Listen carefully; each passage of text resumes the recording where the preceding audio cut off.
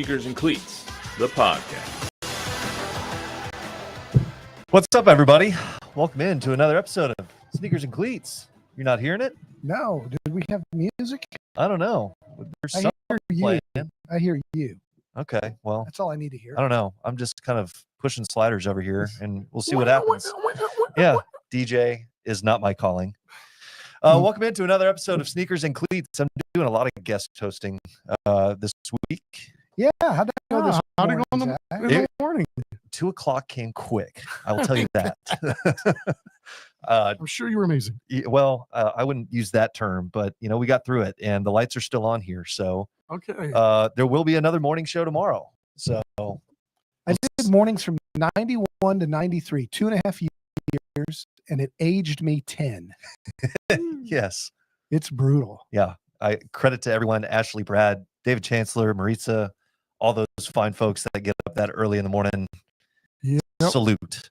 Here we are, another episode of Sneakers and Cleats. Those two, Chuck McKinnick, Don Harris, Zach Hedrick filling in today. Episode 215, by my last counting here. A friendly reminder to all of those out there listening and watching right now, subscribe to the News 4 San Antonio and Fox San Antonio YouTube channels. We are live streaming right now.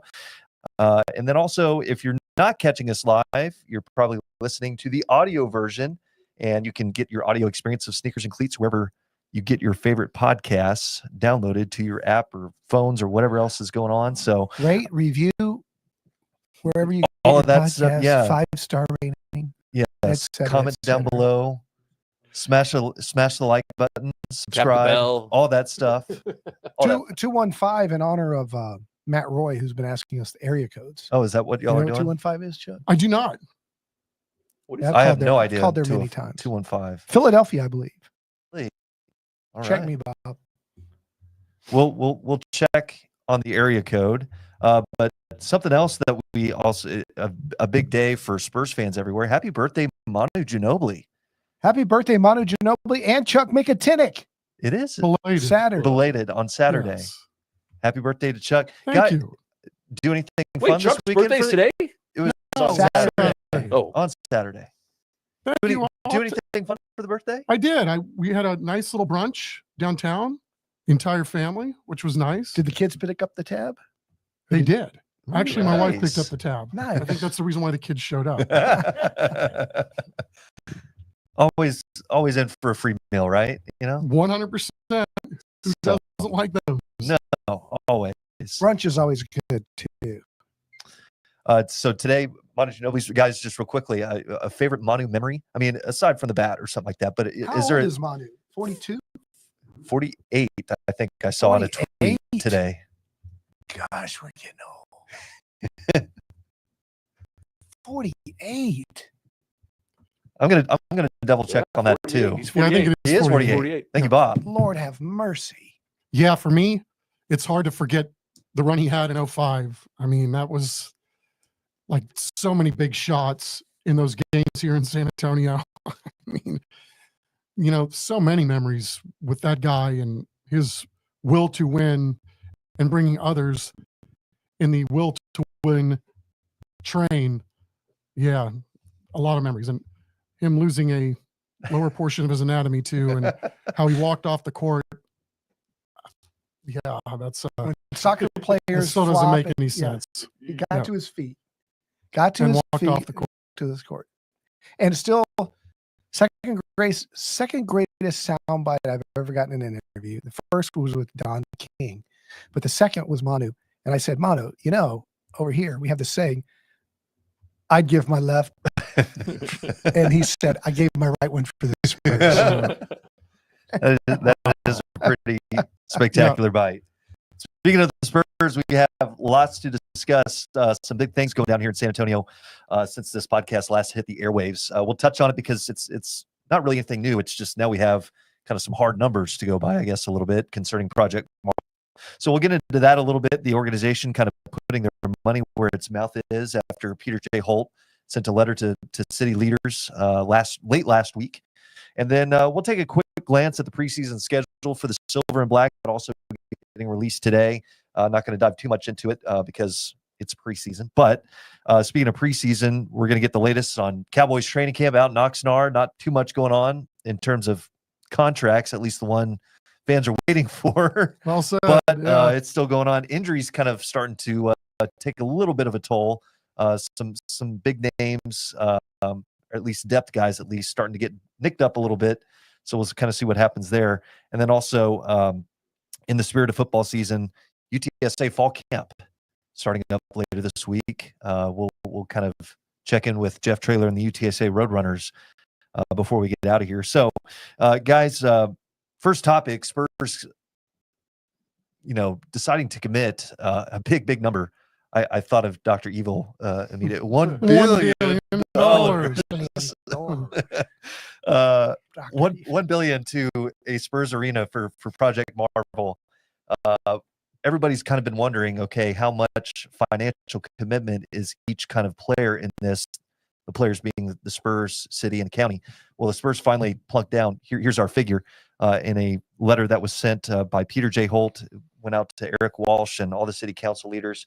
This is really kind of nothing new because, Don, you had that sit down with Peter J. Holt about a month ago or a few weeks ago now, and you asked him kind of straight out just what the financial commitment would be, and this is what Peter J. Holt had to say.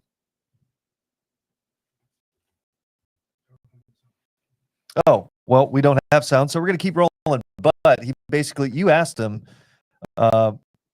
hey, the Spurs are going to pony up some cash, right? And Yeah. he said, yeah. He said at the time, hundreds of millions of dollars. It was, it was unclear if that's going to be 300 million or 500 million. I think what they came up with was 500 for the arena itself and another 500 for surrounding the areas. development around Yeah. it, which will fund the arena through the PFZ, the private finance zone, which is complicated, but it's the state program that allows Dallas, Houston, Austin, and San Antonio to use a 3-mile radius around a professional sports facility and or a convention center, but only for those purposes, to generate revenue over a long period of time, 30 years, whatever, to pay off debt on said arena. It's not, you cannot use that money for police, fire, floodplains, streets, any of that. It's a state deal. And you build it up, you put in apartment complexes, restaurants, shopping centers, all of that kind of stuff around that 3-mile radius. And whatever it generates, the tax money then goes to help pay off the arena. So they're going to build it with their partners, their development partners. So that's another 500. But for the construction of the actual arena, 500 million plus all cost overruns. And I think that was significant because they don't know really what this thing's going to cost you. Right. Yeah. Project Marvel, all told, they're expecting it to be somewhere in the $3-4 billion range. $1 billion, it gets you a quarter of the way there. Chuck, I know there's still a lot. No. That's another misnomer. Is this is 1.2 to 1.5. That's it. The rest of the $4 billion, the hotels, the convention center, the Alamo Dome, all that is something completely separate that the Spurs were never going to chip in for in the first place. Yeah. So they're paying, they're willing to pay a third, basically. If it's 1.5, they're willing to pay 500 plus another 500 to help to generate the revenue. Yeah, and they will, the way I understand it, they will run this too. They will be in charge of running the operation. So, you can look at it and say they've moved closer with the $1 billion ante, because I think that's more than we were hearing on the way up to what was said the other day at City Hall. So, but you're still $300 to $500 million short of where you need to be. And I don't think anything has changed since we started this conversation back in November. There's going to be 2 asks, and what that exactly looks like, we still really don't know because we still haven't reached that point. But you would imagine, because they want to get this on the ballot in November, that things are going to really escalate now during the month of August, and we're going to get more and more details as to exactly what people will be asked to vote for. And the way I understand it too is, even on the ballot, as we sit here right now, this will not say on the ballot that this is a Spurs funded arena. Yeah. So it's going to say taxes and something else. So again, there's Downtown entertainment complex or it's something. tax, and actually I have it right here. There's a lot of fine print still to be hammered out. And Chuck, kind of Right, to your yeah. point, that's what's going to be worked on here over the next coming weeks. I think from what I was told today by one of our executive producers, the city meets again later this week to have more meetings, but then there's some kind of deadline here in the month of August, right? So there's where the August 8th these term deadline sheets, from the county, Mhm. and Sakai was waiting on the city, because now that he's got the Spurs number, he was waiting on the city to say, okay, if they're going to put in the other 500, then I'm going to be responsible for 241 or 3. I think they can go to 311 on that visitor tax. And he was like, then I'll just put it on the ballot. Well, then Gina comes out, the mayor comes out last week and says, the county needs to do what the county needs to do, regardless of what we're going to do. If they want to go ahead and put it on their ballot, put it on their ballot by August 8th. I think he's going to do that. And then they're not going to meet until the 21st of August, I think, is when they're going to finally decide as a council and vote on this. In the meantime, as we do all the time, all 10 council people have to use up their 30 final minutes of their points, yeah. time and making all that stuff. Look, it's going to be on the ballot. It's going to be on the ballot in November, and the voters will decide, bottom line. And that's the way it should be. The voters should decide. But all of this posturing and negotiating brings up a lot of contentious points where it's an interesting argument about public funding for sports arenas compared to what other people are doing. So lots of details still to be hammered out. Long way to go before we start seeing big changes happening, I guess, downtown. But where do you think now that do things get maybe accelerated now that, okay, the Spurs have put forth the amount that they're willing to kind of pony up? I think it helps some of the council members who had serious questions. Others aren't going to move. I think it's going to be a, whatever it is, 7-3, 8-2 vote when it comes down to it. I think you'll have the same holdouts you always have.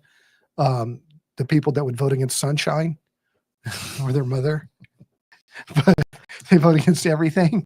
But it will be on the ballot, I think, by November. Chuck? Yeah, I mean, I think that's the goal, right? I mean, how it's going to play out, I have no clue, because, you hear rumblings that Mayor Jones isn't necessarily on board with this. I mean, it's a big ask. I mean, and it's a big investment, right? And so do you do this for a sports entity? Do you risk pissing off the sports entity if you don't give them what they want? I mean, these are all things that are done at a level that are kind of outside my purview. So I know there's a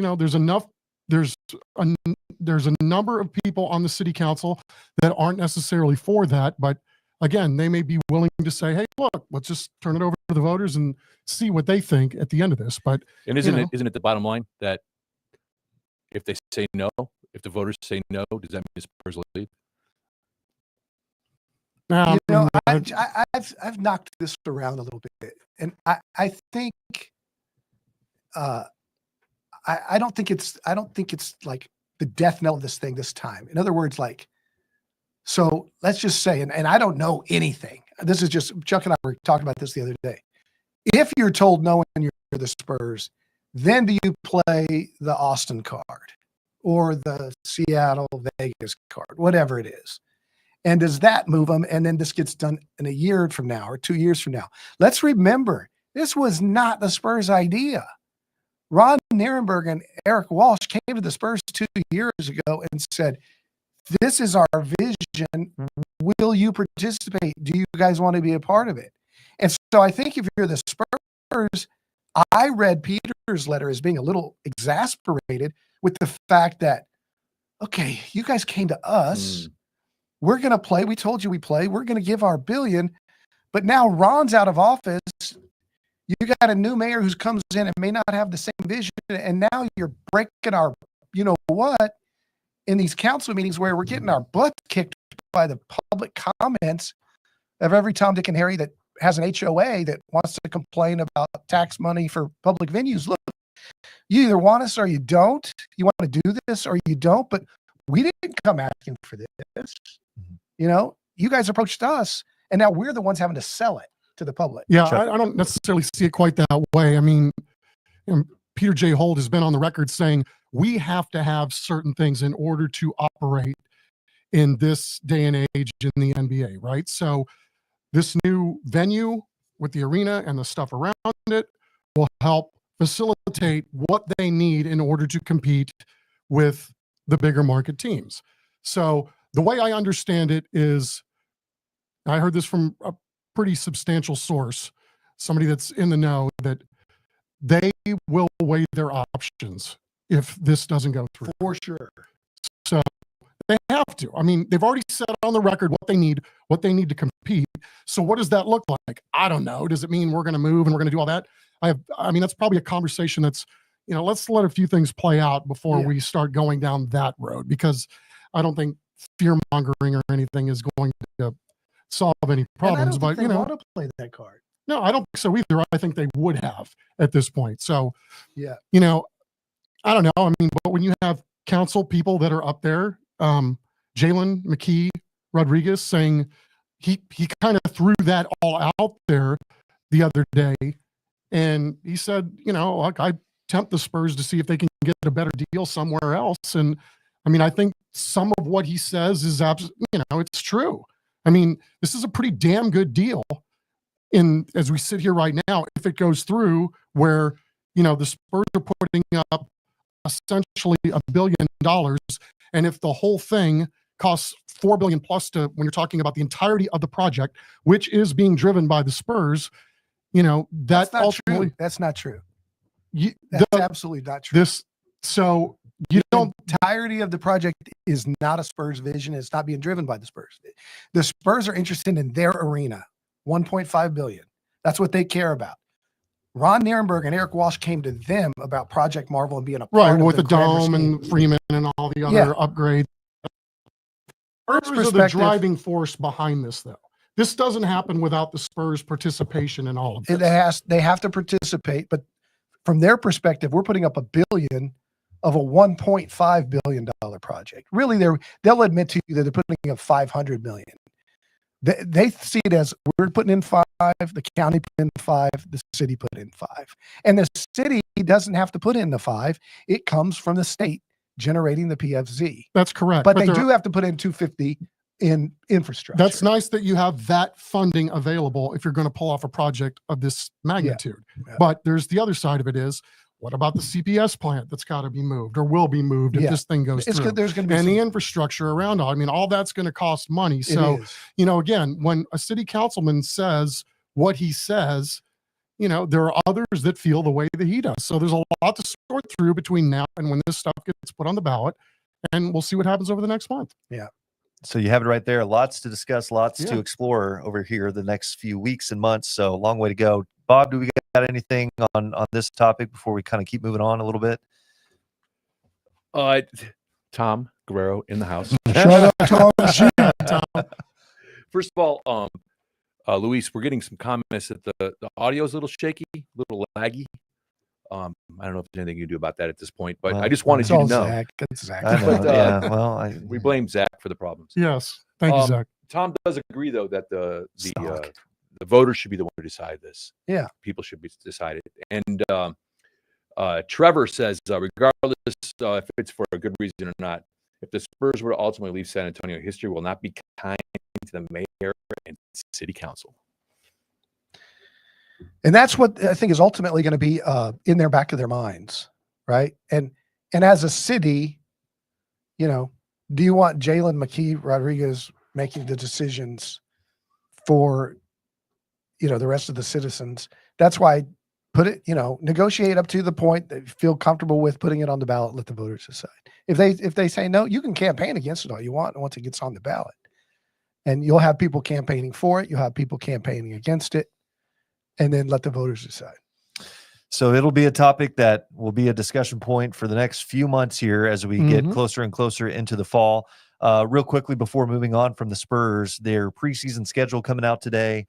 Hard to believe, a little more than a month from now, we're going to be back in basketball season. We're not even playing football yet. I know. We're getting back, ramping up for basketball season again. But 5 games for the Spurs to check them out, get a new look at Dylan Harper, Wemby, and all the guys back out there on the floor. I'm going to try my best at this, but they're opening up with the Guangzhou Luang Lions from China. That was perfect. Please, How about that? Please coach me on that for the 5 o'clock show today. We'll try. Well, I'm sure somebody will critique me and say that wasn't quite right. But that is on Monday, October 6th, first of 3 home games for the Spurs this preseason. They also have home dates against the Utah Jazz and Indiana Pacers. They're also going on the road for Miami and also at Indiana. Indiana Pacers, much easier to say. Yes, without Tyrese Halliburton, unfortunately. Zach, let me and Chuck, the old guys here, teach you a little lesson. Preseason At 5 o'clock, don't attempt what? The Guangzhou Luang Lions. Yeah, what you say is, tell them, Chuck, the Spurs are going to play a team from the Chinese league named the Lions.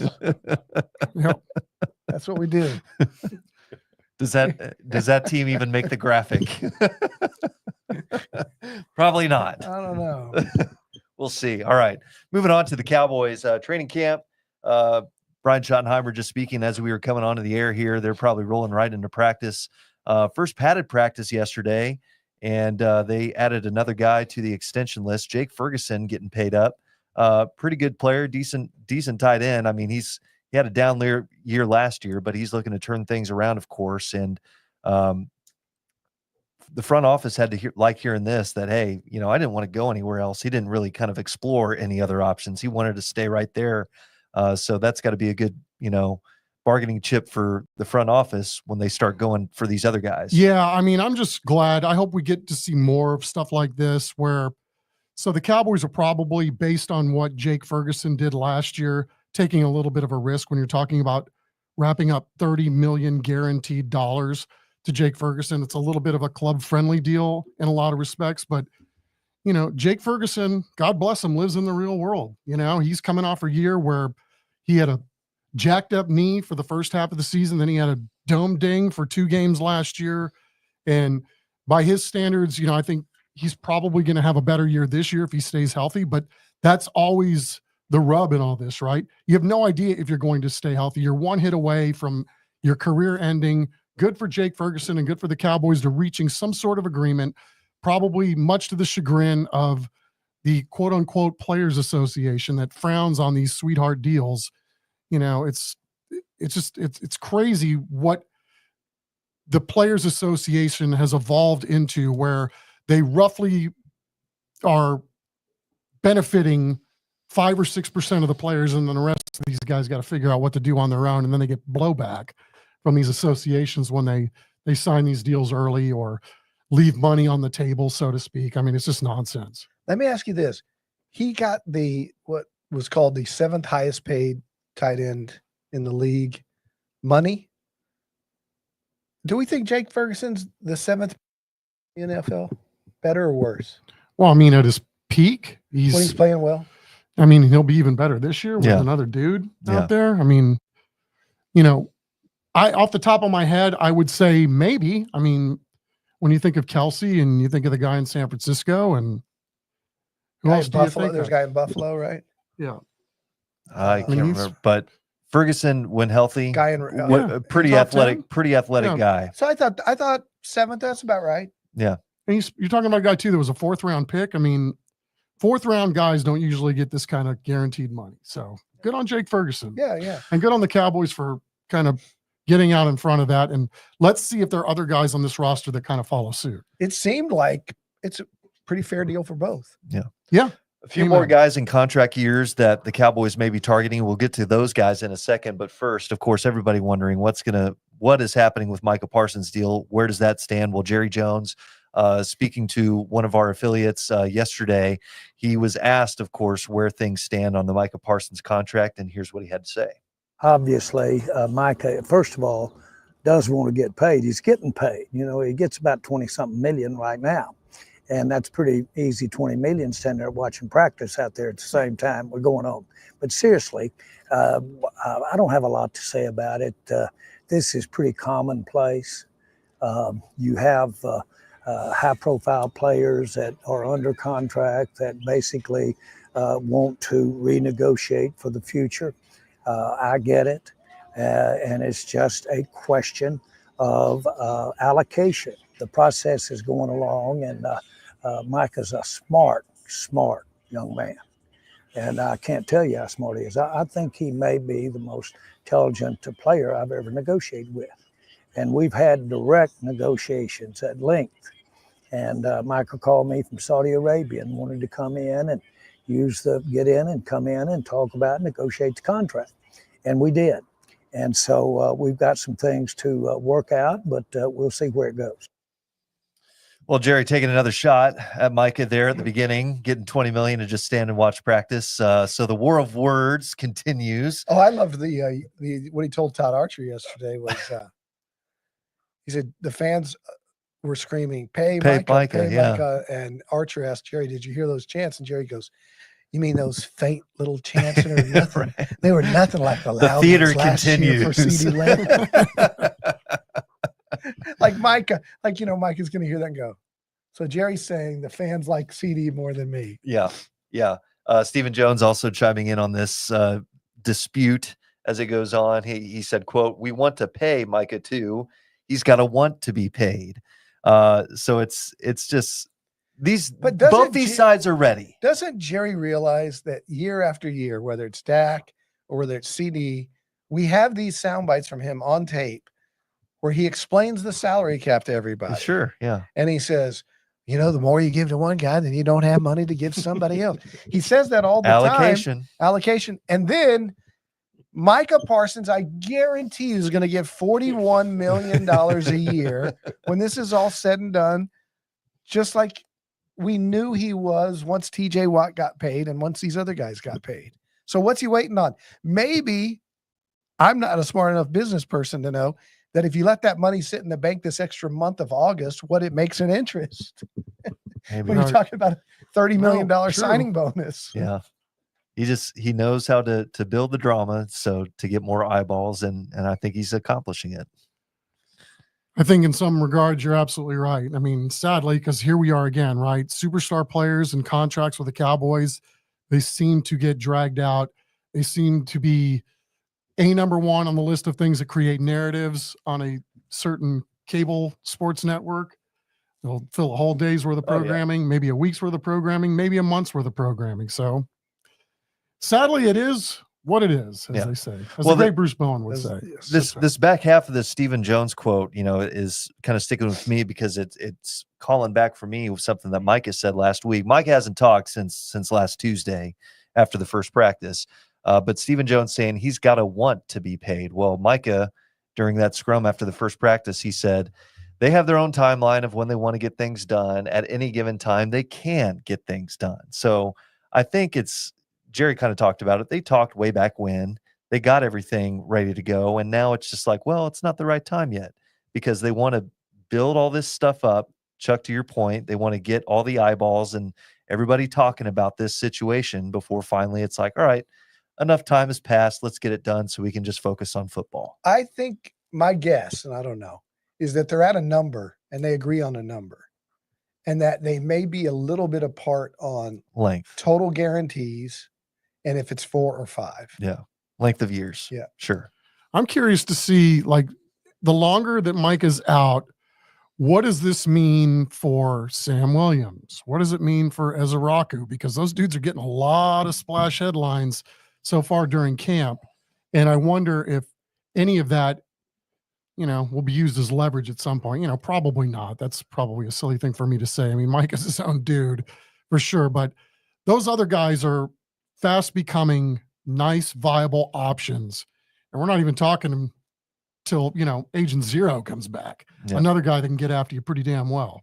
And that might be late November or something like that when DeMarvion Overshown is looking to return. So question for you guys, aside from Micah Parsons, there are other players on the Cowboys heading into a contract year.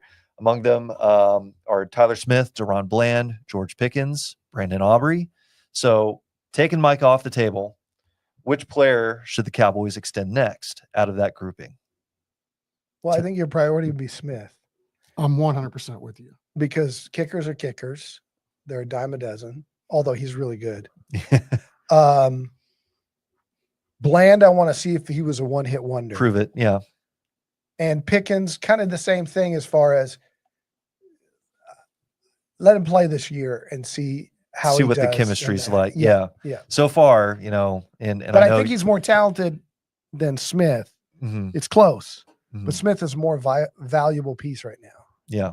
Yeah, I mean, 'Cause how did he look with your eyeballs? I mean, I'm curious because when we were there for OTAs and mini camp, you saw a little bit, but not like guys going full speed like that. I think still, kind of getting used to being on the same page with Dak and kind of understanding the playbook and everything. But yeah, just you kind of see just how it opens things up for other guys because, I'm seeing videos of Jaden Blue and other tight ends, guys like Jonathan Mingo, Jake Ferguson, Brevin Spanford, who are getting opportunities because of these coverages that Pickens and CD are drawing. So that's what they're looking for, right? So it might be Yeah. other big years where it's underneath a little bit. And then finally, when they're rolling these coverages to those other players that, are getting open, well, now it's time to take the top off, and here comes Pickens and Lamb. Yep, So, spread them and dead them. We were talking about that yesterday, right?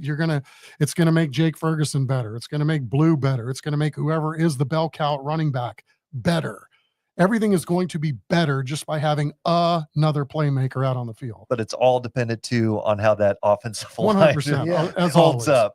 Jerry Jones talked about that yesterday. He's been very critical, I think, of their play last year, and it's like it all hinges on that. If all the Tylers up there and Cooper Beebe can gel together and keep Dak clean, so Yep, and open up some holes running. We'll kind But of I see tell how you this, on tape, from what I see, athletically and size-wise, man, Pickens looks like he's big and long and moves just so smoothly and quickly. Yeah. He's going to be fun to watch. All right, real quickly before we get out of here, UTSA fall camp opening up. Jeff Traylor will speak with reporters tomorrow, and then the first practice opens up on Wednesday. Of course, expectations high here in San Antonio for the Roadrunners. Picked to finish near the top of the American. They don't really have a pre-poll to go away with those. Those are kind of meaningless anyway. But Coach Traylor, they're returning a lot of experience on offense. They got some questions to answer on defense, but he's looking for some guys to step up during this fall camp. And here's what Coach Traylor had to say at American Conference Media Days. Pretty much at UTSA, it's championship or bust. And that's a good thing. Our kids feel that. They know that. They understand what it takes to win championships. And we know we didn't do what it took last year. I'm just really trying to get our players to understand it's their team. So I want us to be so comfortable being uncomfortable. I really want them pissed off every day.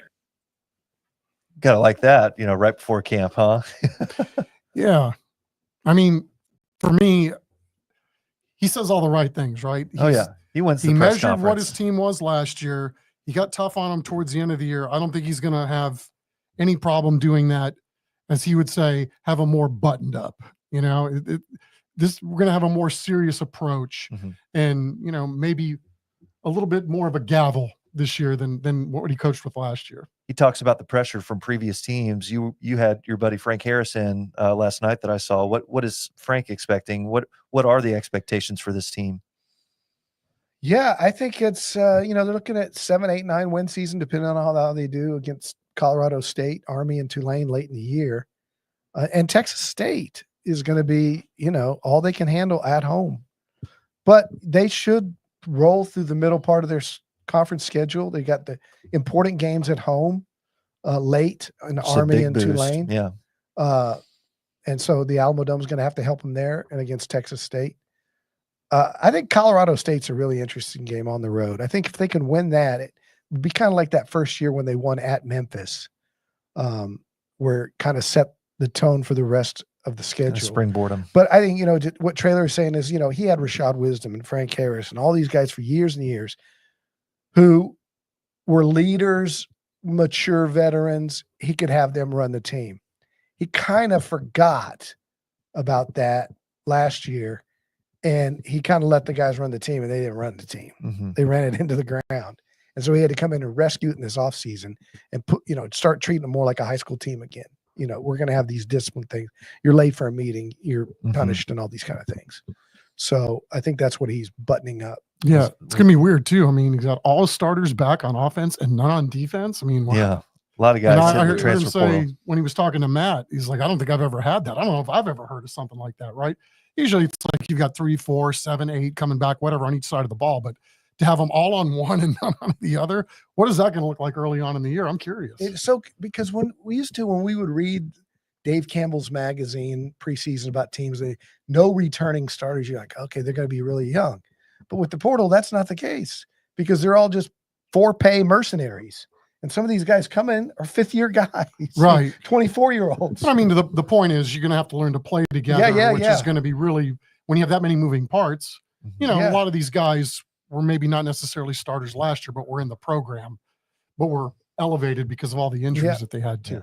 Less than 5 weeks away before kicking off the college season. Yeah, UIW coming up real quick, like the week before everybody. Yeah, against Nichols. So that's kind of cool too. That we've expanded the football season even a week earlier, which I don't think too many of us are against, quite frankly. I think we're all talking about Texas State, UTSA, but we forget UIW is coming in the next week. Mm-hmm. And I'm interested, like, what's the line going to be for UTSA hosting UIW?